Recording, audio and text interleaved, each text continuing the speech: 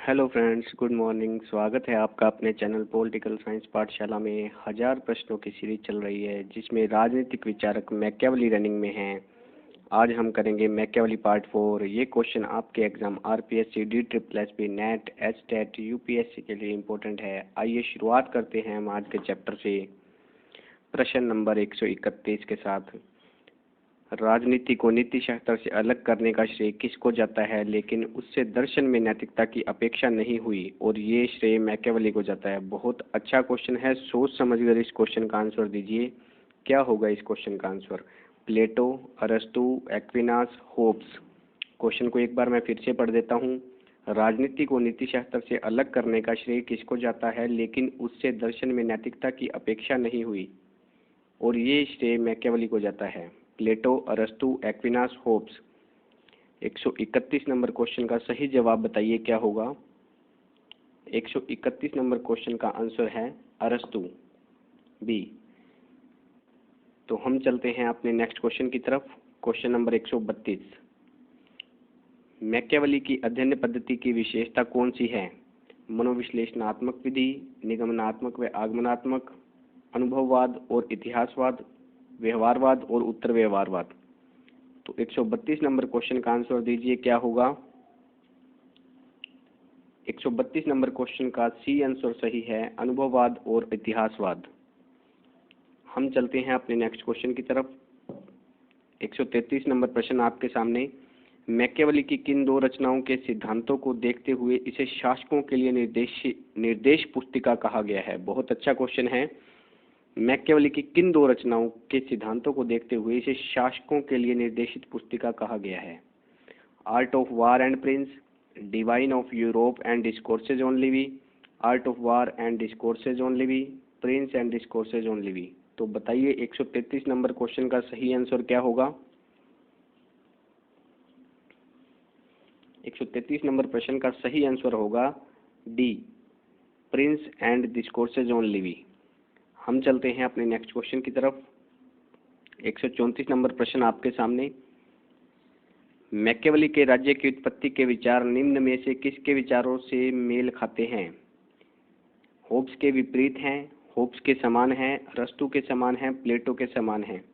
तो विचार बताने हैं किन से मेल खाते हैं? होब्स के समान या होब्स के विपरीत, अरस्तु के समान, प्लेटो के समान। 134 नंबर क्वेश्चन का सही आंसर बताइए क्या होगा। 134 नंबर क्वेश्चन का सही आंसर है होब्स के समान, बी। अगला क्वेश्चन 135 नंबर, मैकियावेली के समय इटली कितने राज्यों में विभक्त था? 3, 4, 5, 7। 135 नंबर क्वेश्चन का आंसर दीजिए क्या होगा। 135 नंबर क्वेश्चन का सही आंसर है 5। मैकियावेली के समय इटली जो है वो 5 राज्यों में विभक्त था। प्रश्न नंबर 136, मैकियावेली के समय इटली में कौन सा नगर नहीं था? रोम, नेपल्स, मिलान, बोत्सवाना। इटली में 5 नगर थे, हमने अभी देखा है, और इनमें से कौन सा नहीं है? रोम, नेपल्स, मिलान, बोत्सवाना। तो इस 136 नंबर क्वेश्चन का सही आंसर होगा बोत्सवाना। बोत्सवाना नहीं था, जबकि रोम, नेपल्स, मिलान और 2 और थे। वो 2 आप मुझे बताइएगा कौन से थे, कमेंट बॉक्स में उसका आंसर दीजिएगा। हम चलते हैं अपने नेक्स्ट क्वेश्चन की तरफ। प्रश्न नंबर 137, ये कथन निष्कर्ष क्वेश्चन है। ए है, मैकियावेली निरंकुश व बहुरूपियों के रूप में शासक को उत्तम कहता है। बी है, मैकियावेली ने मानवीय स्वभाव को विकृत व्याख्या की जिसका नियंत्रण शक्ति से ही संभव है। तो ऑप्शन आर, ए व आर सत्य है, आर ए की सही व्याख्या करता है। ए व आर सत्य है किंतु आर ए की सही व्याख्या नहीं करता। ए सत्य है, आर असत्य है, ए असत्य है और आर सत्य है। तो बताइए इस क्वेश्चन का सही आंसर क्या होगा। अच्छे से इस क्वेश्चन को सोचिए। मैकियावेली निरंकुश व बहुरूपियों के रूप में शासक को उत्तम कहता है। मैकियावेली ने मानवीय स्वभाव को विकृत व्याख्या की जिसका नियंत्रण शक्ति से ही संभव है। तो बताइए क्या आंसर होगा। ए, ब, स, द। इस क्वेश्चन का सही आंसर है ए, ए व आर सत्य हैं, आर ए की सही व्याख्या करता है। हम चलते हैं अपने नेक्स्ट क्वेश्चन की तरफ। क्वेश्चन नंबर 138, मैकियावेली को अपने जीवन काल में अनेक बार किस गणराज्य का राजनयिक प्रतिनिधित्व करने का अवसर मिला? फ्लोरेंस, वेनिस, नेपल्स, मिलान। तो बताइए 138 नंबर क्वेश्चन का राइट आंसर क्या होगा? 138 नंबर क्वेश्चन का राइट आंसर है फ्लोरेंस। तो फ्लोरेंस में अनेक बार मैकियावेली को राजनीतिक प्रतिनिधित्व करने का अवसर मिला है। हम चलते हैं अपने नेक्स्ट क्वेश्चन, प्रश्न नंबर 139 आपके सामने आपकी स्क्रीन पर। मैकियावेली का सिद्धांत राज्य के संरक्षण का सिद्धांत है, राज्य का सिद्धांत नहीं। यह कथन किसका है? मैक्सी का, सेबाइन का, गेटल का, डनिंग का। बहुत इंपॉर्टेंट क्वेश्चन है, बहुत बार परीक्षा में पूछा गया है, स्टार प्रश्न आप इसको दे सकते हैं। मैक्सी, सेबाइन, गेटल, डनिंग। तो 139 नंबर क्वेश्चन का सही आंसर बताइए क्या होगा? 139 नंबर क्वेश्चन का सही आंसर है गेटल।